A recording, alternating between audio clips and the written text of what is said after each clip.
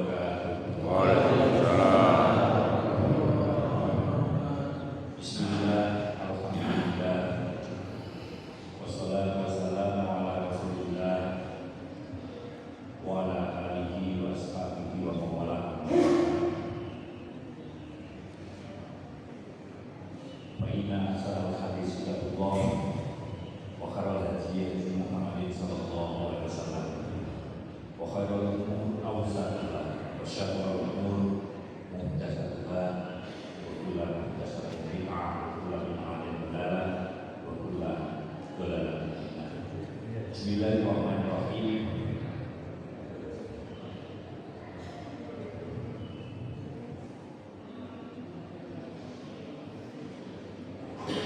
Para jamaah sekalian, alhamdulillah pagi hari ini kita bisa sholat subuh berjamaah. Yaitu kalau pagi membangunkan anak pondok itu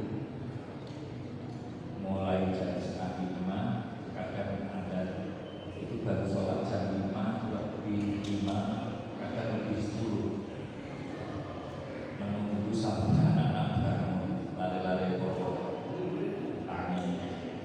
Jadi di bulan ini kita tani 3 kamar telur naik. Saya sampaikan, ayo sholat subuh bersama kami jamaah. Sholat subuhnya dijaga dengan berjamaah, tidak hanya sekedar sholat subuh, tapi bagaimana sholat subuhnya bisa dilaksanakan dengan jamaah.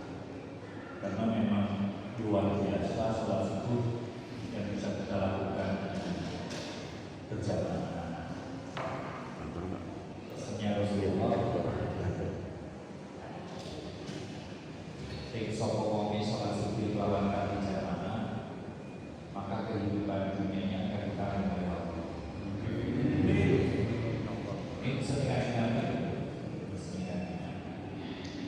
maka kalau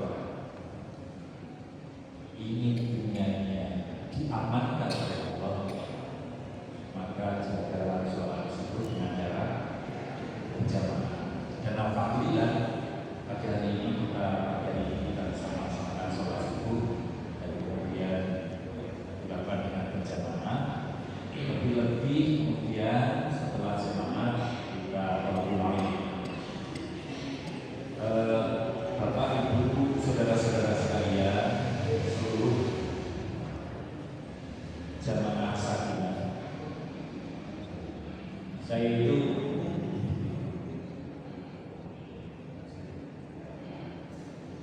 tertarik dengan akhir-akhir ini terkait dengan skincare. Apa Bu? Skincare biar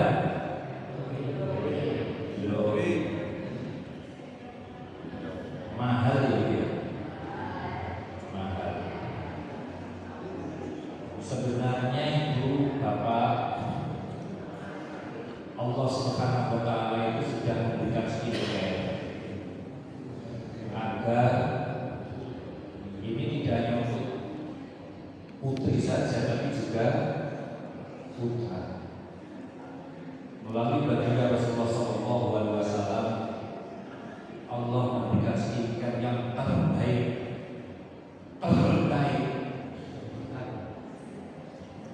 Setelah sakwel ini saya bangga. Kalau memakai skincare ini, maka akan kelihatan apa? Yang putri akan kelihatan cantik. Tidak yang kelihatan, tapi dipandang enak, dilihat nyaman, dan itu kemudian bisa menenteramkan. Skincare apakah itu yang Allah berikan melalui baginda Rasulullah SAW, yang kemudian siapapun memakai ini akan kelihatan luar biasa. Apa? Tabas Tabasum apa itu? Senyum. Itu skincare yang terbaik yang diberikan oleh Rasulullah SAW kepada umat Islam, yang mana ketika itu menjadi hiasan kita, wis salah wong nyawa dan wong senyum niku enak Bu. Nggih napa nggih? Bahkan itu bernilai sedekah. Dia tidak dalam rangka mempercantik dirinya sendiri, tidak membuat tampan dirinya sendiri, tapi bagi yang melihat itu akan merasa nyaman, akan merasa senang. Usah kuala ngapunten ya, kadang ingat kau. Tapi kalau senyuman kok enak pada bisa pakai.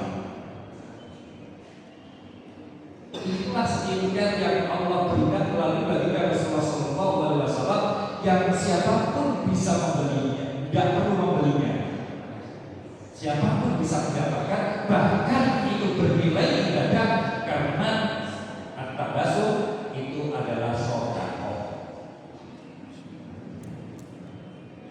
Sak muayu kok, sak gandeng kok, kan cucu itu apa enak di zaman itu. Wis dihamar das, apa nggak sampai ngapun dan saking cucunya itu kue coklat sampai kena digoceng. Wah, sekarang jelas Bu.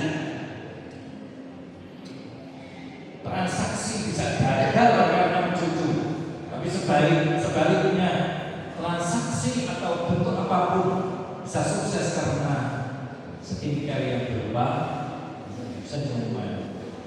Bu, lalu jadikan senyum sebagai penghias, karena itu sedekah. Kadang saya berpikir begini, Masya Allah, itulah indahnya Islam, yang setiap nilai-nilai ibadah itu adalah sebuah kebaikan. Tidak hanya sebuah perintah, tidak hanya sebuah suri tauladan, tapi adalah kebaikan-kebaikan. Termasuk di dalamnya adalah senyuman yang bernilai sedekah. Maka dari itu Ibu, salah satunya yang kemudian bernilai ibadah adalah sebaik-baik lelaki, suami adalah sebaik-baiknya kepada istrinya. Pesan ini seolah-olah sederhana. Sebaik-baik laki-laki, suami adalah sebaik-baiknya kepada istri. Ini kok betul nilai itu, ini pulang yang akan kesenangan Nabi. Pulang ningali kalau ini ada orang yang menyekap pacarnya, itu masih pacar, sampai 3 tahun kemudian diajar besar-besar, sampai mulai top kabin. Demikian kejamnya memperlakukan orang. Jangan-jangan kita pun juga sedang melakukan itu. Maka ini pada pagi hari ini perlu saya sampaikan pesan Rasulullah SAW, bahwa sebaik-baik suami adalah sebaik-baiknya suami yang memperlakukan istrinya dengan perlakuan yang terbaik. Pesan ini kelihatannya sederhana. Pesan ini seolah-olah menguntungkan istri. Tidak. Nanti ada timbal baliknya pesan Rasulullah ini.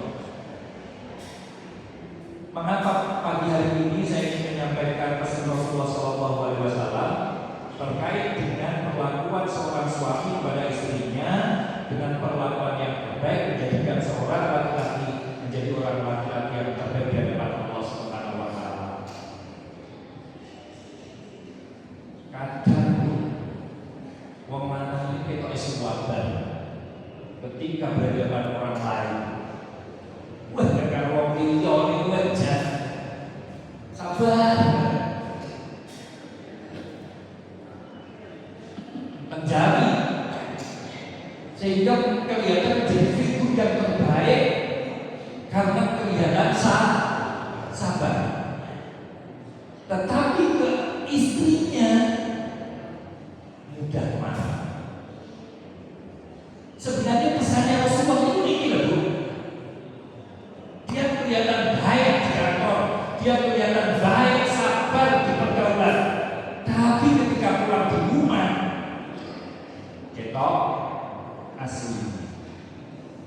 dia tidak bisa sabar terhadap istrinya.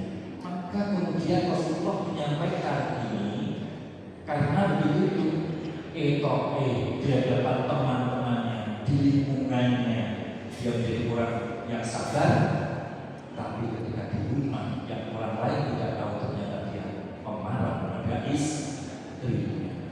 Makanya bukan Nabi Muhammad dahulu ini sebaik-baik suami adalah sebaik-baiknya memperlakukan istrinya agar berimbang. Terus kamu usia kita sudah segini, justru di usia-usia inilah usia-usia yang beramat.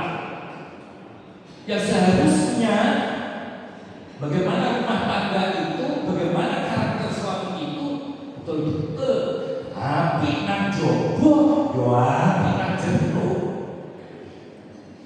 Mengapa perlakuan terhadap istrinya kok tidak yang lain? Jaga hal-hal semacam inilah Rasulullah kemudian pesan sebaik-baik suami adalah sebaik-baik perlakuan yang pada istrinya. Jobo kita semua bahkan nang omah piye kalau bercerita ini Rasulullah. Kadang saya ini masa Allah. Setelah itulah Rasulullah. Setelah itulah Islam. Agar dia baik di luar, gagah di luar, luar biasa di luar, tapi di rumahnya juga luar. Karena ada grup yang semacam ini Pak, nang jowo wapi, nang kocok-kocok wapi, tapi ternyata di luar di dalam karuan yang karuan. Ini yang pertama. Yang kedua, dipuji sebagai seorang yang baik. Kebaikan luar biasa. Padahal kebaikannya ke istri saja di depan orang. Ini es itu. Mengapa ini saya sampaikan? Kalau ini dosen katanya keluhan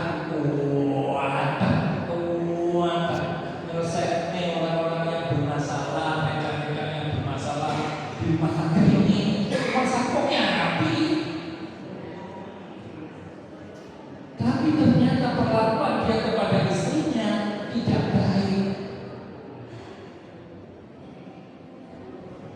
Memperlakukannya seenaknya diri, tidak menghargai peran istri, tidak pernah mengapresiasi apapun yang sudah dilakukan istri.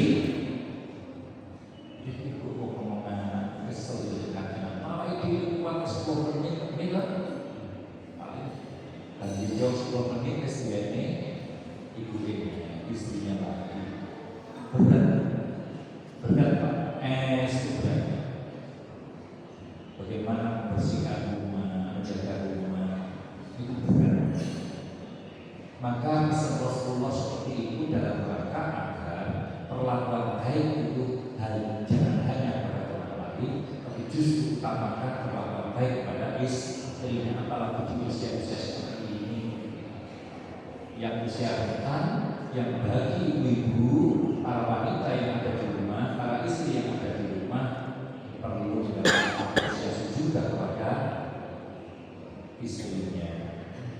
Itulah pesan Rasulullah SAW dalam rangka membangun keluarga yang sakinah mawaddah warahmah, tidak hanya dalam rangka ketika pengantin baru, tapi sampai ajal menjemput. Semoga keluarga ini jadi keluarga yang sakinah mawaddah warahmah. Itu tidak hanya untuk pengantin baru, tapi untuk pasangan sampai akhir hayat. Bagaimana keluarga itu tetap dalam keadaan sakinah, tenang, aman, damai, mawaddah, kafa'ala ya kafa'ulan mawaddah, imbal balik, penuh kasih sayang, warahmah juga penuh cinta kasih. Inilah faktor yang pesan itu sebenarnya tidak hanya untuk pengantin baru, tapi bagi kita. Keluarga yang sakinah mawaddah warahmah tidak hanya untuk pasangan baru, tapi bagi kita juga tetap itu diperlukan sampai ajal menjemput. Pesan Rasulullah, perlakukan istrimu dengan baik kalau kamu ingin mendapat predikat laki-laki yang terbaik di hadapan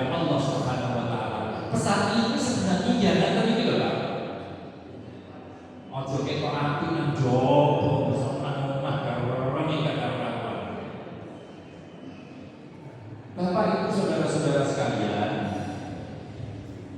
contoh lagi, kalau dengan orang lain kayak kelompok berniat, dia menjadi pejabat, kelihatan pengertian, bijaksana, arif, tapi harus mulai coba kita kawan-kawan kalau bujuni. Hal ini terjadi juga Pak. Mau dirogol di PDB, dirogol di komputer. Kita muhasabah hari ini dalam rangka bagaimana kita menjemput keluarga yang sakinah mawaddah warahmah di usia yang ketika kita sudah di atas 50 tahun ini, bagaimana ketentraman, kebahagiaan itu juga tetap hadir di dalam keluarga kita. Cara menjaganya juga begitu. Jangan gagah luar biasa ketika di luar, tapi ternyata perlakuannya kepada istri boten saling boten. Jadi tampak pengertian di luar, tapi ketika sudah kepada istrinya cuek bebek karuan. Lalu orang yang ngomongin boten. Kita harus nyadari dan termasuk pulau apa ya itu kayak ini ya, kayak ini ya. Maka dari itu pesan Rasulullah yang sedemikian itu tidak hanya gagah di sana, luar biasa di sana, tapi ketika di dalam rumah tangga kita tidak juga seperti itu. Terus karena beliau itu coba penghuni. Ini kan yang di video-video itu, dengan istrinya berjalan atau dengan istrinya berjalan, wong di sebelah kiri sebelum dijemputni, terus saya ditulungi kan kemudian terima kasih ya, ya sama-sama. Ini saya itu mencuci banyak-banyak. Kan gitu maka relasi ya, untuk relasi ya, sama-sama ya, gue sampai nakoma. Kadang kan begitu, cepat menolong kepada orang lain, kita respect kepada orang lain, kita antusias kepada orang lain, tetapi kepada pasangan kita tidak seperti itu. Pesan Rasulullah itu maksudnya juga seperti itu loh Pak.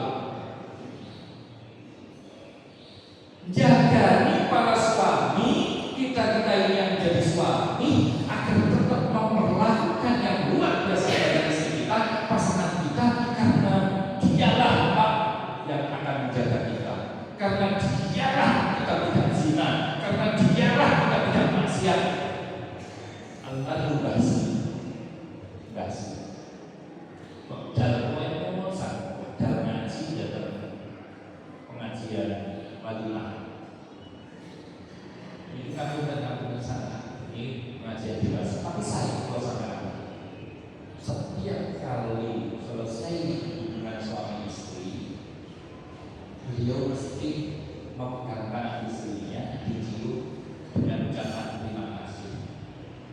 Karena tolak saya tidak zina, karena tolak saya tidak maksiat suami. Pernah apa itu? Karena sudah bersalurnya selesainya hidup ini. Ya jangan lagi pernah kemudian berterima kasih kepada istri kita karena engkaulah saya tidak bermaksiat, karena engkaulah saya tidak zina. Kalau pikir-pikir ya Allah, maknanya apa beliau jadi wali? Karena dibilang perlakuan beliau kepada istrinya sampai matur pun karena nyalah maka tidak melakukan zina. Maka dari itu Bapak Ibu sekalian, pesan-pesan sederhana dari Rasulullah SAW kalau kita hayati sebenarnya pesan-pesan itu pesan-pesan yang luar biasa.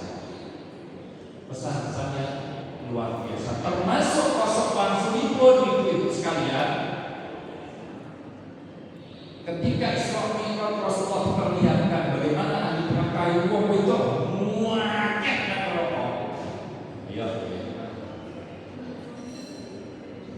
Sehingga Rasulullah herannya kok pakai. Padahal kamu kan saiki ngajinya sing jalan istri, kata istri.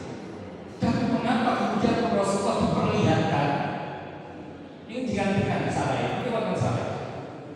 Diperlihatkan banyaknya wanita yang menjadi ahli neraka. Bertanya malaikat Jibril, bertanya Rasulullah kepada malaikat Jibril, mengapa kemudian ahli neraka itu banyak perempuannya? Karena rasa syukurnya kepada suami tidak ada. Bukan berarti itu terus kowe itu cepat mlebu surga kata cepat mlebu neraka ni.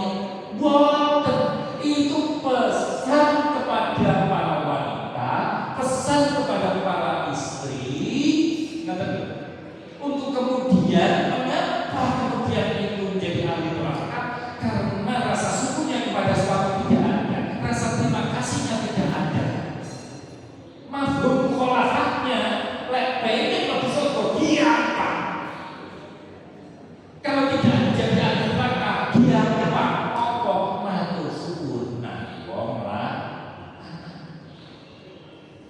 Inilah Rasulullah dalam rangka membangun keluarga, sehingga keluarga itu menjadi keluarga yang sakinah mawaddah warahmah. Ada perkara yang harus dilakukan seorang suami, perlakukan istri dengan sebaik-baiknya, dan kepada istri lakukan rasa syukur, hargai, ikhtiar, usaha dari suami, matur nuwun pada suami yang sudah karya-karya untuk kemudian menghidupi rumah tangganya. Jadi payung, ojo diseneni kasih seniman. Makin bapak kalau pesen, kalau tidak ada ekstrim, tapi pengen bujuk mulut mulai domo, ojo disentai. Kita lagi pengen bujuk mulai domo, ojo disentai. Itu sebenarnya menerjemah apa yang terjadi, yang diperlihatkan kepada Rasulullah SAW tentang ampuni. Maka yang kebanyakan wanita tahukah Rasulullah itu memakai tentu mengingatkan kepada para istri untuk kemudian bersyukur, berterima kasih, menghargai jerih payah yang sudah dilakukan oleh para suami. Dari sinilah pesan bagaimana kepada bapak-bapak yang sedemikian rupa bagi Rasulullah SAW, dan dicontohkan pula kepada para wanita bagaimana kamu bisa menjadi penghuni neraka ketika kamu tidak punya rasa syukur, rasa terima kasih kepada para suami. Bukan karena ibadahnya sedikit, bukan karena ibadahnya tidak ada. Ini pesan seperti hendaknya seorang suami yang harus memperlakukan dengan perlakuan terbaik pada istrinya, sebaliknya seorang istri harus betul-betul menghargai, mensyukuri kondisi suami apapun kondisi dan keadaannya. Cukup terus, motivatif terus. Karena banyak makalah yang mengatakan di setiap laki-laki yang sukses berhasil karena ada wanita di sampingnya, di belakangnya, malah di sampingnya. Sebenarnya inilah ajaran Islam yang luar biasa, Bapak Ibu sekalian, yang manakala itu dijadikan sikap perilaku kita, insya Allah terbentuk sebuah keluarga yang sakinah mawaddah warahmah. Kadang nasihat-nasihatnya seperti itu, tidak lain dalam rangka membangun agar suami istri, agar rumah tangga itu bisa menemukan ketentramannya, kedamaiannya, kebahagiaannya, zahir dan batin. Menguantakan itu kita ekonominya tercukupi, sandang pangannya tercukupi, tapi ngomong jauh itu Pak Angga marahnya, dia ngomong itu rumah saya suaminya sudah mati-matian, ngisuk budal sore mulai bahkan sampai malam, kemudian tidak ya beban mulai dari sini mau persoalan saya mau ini cukup orang ini sudah berubah. Hargailah, syukurilah perjuangan ikhtiar suami dan situlah akan membangun keluarga yang kita idamkan, keluarga yang idamkan setiap keluarga. Inilah cara Rasulullah memberikan nasihat-nasihat dalam langkah bagaimana kita hasanah fil dunya, hasanah fil akhirah. Ini pesanan Rasulullah. Kadang antik Rasulullah. Ya Allah, pada bahwa yang dipanggil hawa yuha. Apapun yang dikeluarkan dari Rasulullah diucapkan itu bukan hawa nafsu kecuali nafsu yang terbaik. Contoh kali.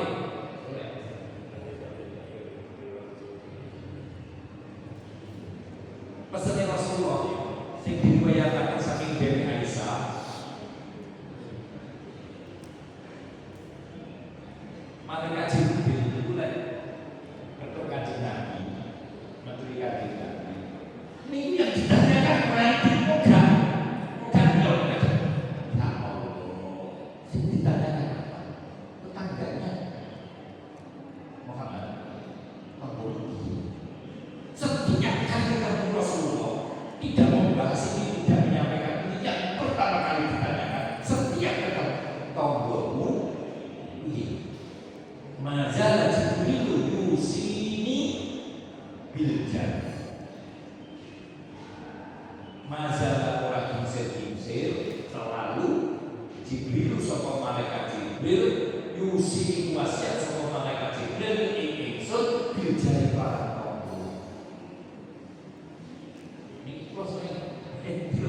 Video tonggo tukaran masa wong silat-silatan banyu sing sampah disok nang ngarepe sampah kok sing bodo sepiro kadang kotoran berarti ningali nang video ke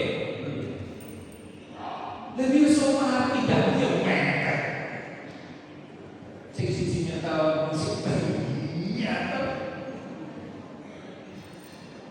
Rasulullah itu mendapat wasiat dari malaikat Jibril itu tentu perintah dari Allah yang selalu mempertanyakan bagaimana kondisi tetanggamu sampai hatta yonantu sehingga nyono sapa ingsun anak itu kena semejar saya warisu itu bakal bisa manis sapa jar buri kanjeng Nabi ngeten saya warisu itu bisa bakal manis sapa waris buri jar sehingga dia seperti ahli waris padahal orang lain. Saking seringnya dipertanyakan malaikat Jibril sampai dianggap seperti keluar. Pesan itu tidak sekedar pesan, Bu. Pesan itu adalah pesan yang bagaimana kehidupan kita jadi tentram. Munlah mesti do tenan. Lek gitu bobrus ingat sapu winane dhewe. Ngawur, ngwirian. Nah, pesan-pesan inilah dari Rasulullah SAW yang kelihatannya pesan itu sederhana, tapi ternyata pesan itu adalah dalam rangka membangun ketentraman. Yang saya tadi pertama bagaimana membangun ketentraman di dalam rumahnya, juga ada pesan juga bagaimana membangun dengan lingkungan terdekat yaitu tetangga. Sampai kanjeng Nabi nyokok yang panjang kanjeng Nabi ini bisa diwarisi oleh tetangganya. Artinya apa? Seperti keluarga. Begitu pentingnya tetangga. Karena apa? Karena dengan tetangga yang baik, dengan tetangga yang luput, dengan tetangga yang gotong royongnya, mikul dulur mendem jeru, maka disitulah kita akan bisa menemukan kebahagiaan. Wes jajal bu, sing niku nanti kula sapa cerita Surabaya nggih, sing man kajiman karo iman sing itu betul-betul karena dan itu lain satu lain di rumah tangganya awake dhewe jika ternyata tetangganya tidak baik ditegur juga, maka ketentraman itu juga perlu dibangun termasuk dengan lingkungan tetangga kita. Sehingga Rasulullah menyampaikan hadis yang diriwayatkan dari Aisyah seperti itu. Bahkan Rasulullah juga berpesan, man kana yu'minu billahi wal yaumil akhir falyukrim jarahu.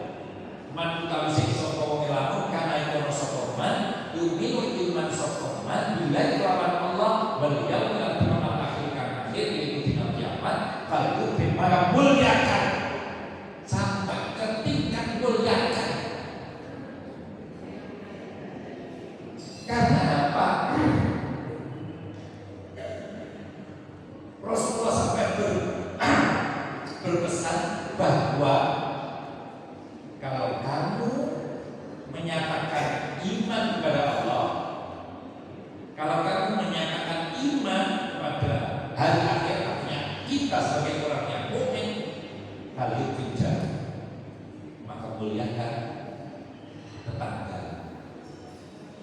Pesan ini tidak lain tidak bukan dalam rangka bagaimana kita membangun kebahagiaan, membangun ketentraman yang tidak hanya di lingkup rumah tangga kita, tapi juga sekaligus lingkungan kita. Karena manakala kita baik di keluarga kita, tapi ternyata lingkungan kita tidak baik, maka itu juga tidak akan pernah menemukan kebahagiaan yang sesungguhnya. Dari setelah api-api apa itu sakinah mawaddah warahmah rumah tangga dan awal itu, tapi ketika kita memiliki tetangga yang tidak baik, dan pesan ini tidak hanya satu keluarga, semuanya akhirnya tercipta antara satu keluarga, satu orang dengan orang lain, satu rumah tangga dengan rumah tangga yang lain yang memiliki semangat yang sama sebagaimana apa yang sudah disampaikan Rasulullah, maka guyup, maka rukun, tentram pulalah lingkungan kita karena memiliki semangat yang sama. Makanya yu'minu billahi wal yaumil akhir. Pesan itu tidak hanya untuk diri kita sendiri, tetangga kita yo kita pesen iki, yang jauh yo kita pesen iki. Jika pesan ini merata, terciptalah kemudian bertetangga walaupun tetangga. Inilah Bapak Ibu sekalian yang kadang ada persepsi yang salah, koyok-koyok beban ibadah ini yang hanya untuk kepentingan akhirat saja, tidak, tapi juga bagaimana hasanah dunia dibangun dari apa yang sudah disampaikan oleh Rasulullah SAW. Yang salah satunya bagaimana membangun rumah tangga yang kemudian di jalan baik, di luar juga baik, di lingkungan tetangga juga baik. Sampai lek masak terus ambune dipotong, ambu dipotong. Karena wajib bisa merasakan bahwa masakan yang kita masak itu baunya kok enak itu, maka hantarlah masakan itu walaupun tidak banyak pada tetangga kita. Bisa jadi ya Allah kok enak dari masak apa itu. Tentunya ketika kemudian kita kasih, kita beri seneng koyo inilah Rasulullah SAW dalam rangka menciptakan lingkungan yang baik, dalam rangka menciptakan kebahagiaan dunia dan akhirat. Dari pesan-pesan agama yang disampaikan oleh Rasulullah bukan hanya bagaimana kemaslahatan kebaikan di akhirat saja, tapi membangun kemaslahatan di dunia juga. Ini sekelumit hal-hal yang ringan yang sudah disampaikan oleh Rasulullah SAW kepada kita dalam rangka membangun kerukunan, dalam rangka membangun kebahagiaan dunia dan akhirat. Bahkan puncaknya keimanan kita, Rasulullah sampai dalam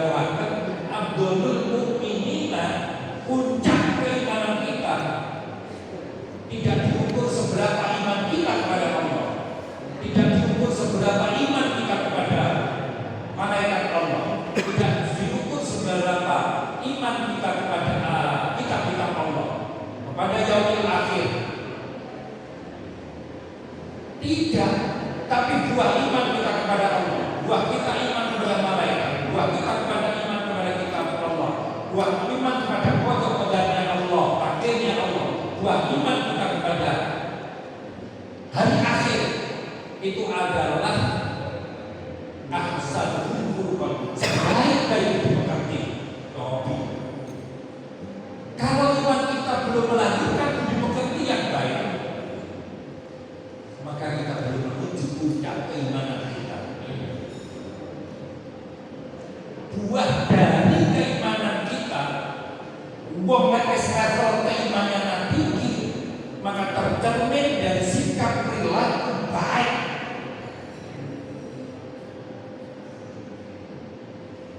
Ahsanul furqan itu di mana? Di dalam ucapannya ahsanul furqan. Ucapannya itu yang keluar motivasi, ucapannya yang keluar itu menenteramkan, ucapannya yang keluar mendamaikan, ucapan yang keluar nasihat, ucapan yang keluar itu adalah menenteramkan. Bukan ucapan yang mencela, bukan ucapan yang membenci, bukan ucapan yang memprovokasi, bukan ucapan yang merendahkan.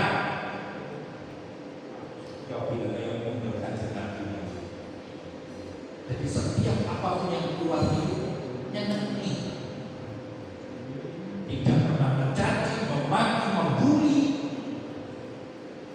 Itulah cerminan dari keimanan kita. Mulai awal itu kadang sing nyacak, sing main itu, sing nolongi.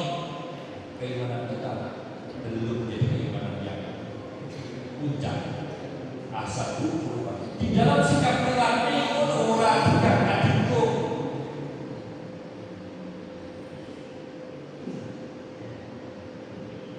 Di dalam pikirannya dia ahsanul furqan, selalu berpikir bagaimana masalah, berpikir bagaimana baik, berpikir bagaimana manfaat, berpikir bagaimana kebaikan itu muncul, hadir. Itu sebuah pikiran tidak pernah punya pikiran kotor, tidak pernah punya pikiran buruk, tidak pernah pikiran menyesatkan, yang ada pikirannya aplikatif. Dan yang terbaik adalah ahsanul furqan di dalam hatinya. Hati Nabi mengenai semua tadi, orang yang iri, orang yang dengki, orang yang hasut, orang yang dendam, itu adalah ahsanul furqan di dalam hati. Jadi 4 di mulutnya ahsanul furqan, di sikap perilakunya ahsanul furqan, di dalam pikirannya ahsanul furqan, di dalam hatinya ahsanul furqan. Tazkiyatun nufus, membersihkan hati itu sudah tuntas. Dia tidak akan pernah membenci orang, dia tidak akan pernah menyakiti orang, tidak pernah rasa dendam, rasa amarah, membuat wonten itu kok iman yang sempurna niku. Makanya kita diukur kok sebenarnya seberapa kualitas keimanan kita. Apakah ucapan kita itu sudah betul-betul ucapan yang baik? Apakah sikap perilaku kita sikap perilaku yang baik? Apakah pikiran-pikiran kita ada pikiran-pikiran yang kotor, tapi semua pikiran yang baik? Kemudian hati kita sudah hati yang baik, Masya Allah. Dan itu semua pun tercermin pada yang pertama tadi. Apa? Skincare yang berupa senyum. Oh, benar. Wong ini nyawang suami senyum itu kan enak.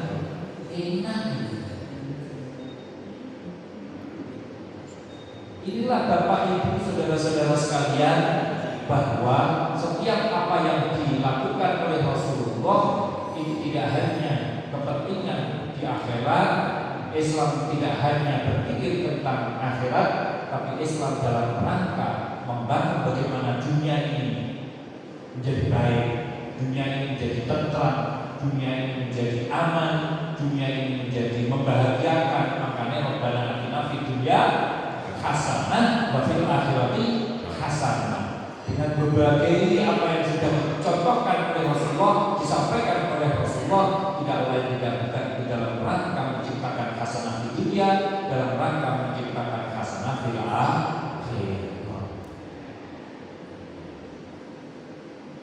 Mugi-mugi di lingkungan kita, Bapak Ibu sekalian, khususnya di kota Kediri, khususnya di negara Indonesia, betul-betul kemudian Islam itu menjadi ruh, menjadi sikap perilaku kita, sehingga terwujudnya sebuah impian dari setiap negara, setiap Korea, kota, kabupaten, provinsi, yaitu yang Baldatun, Thayyibatun, Warabun,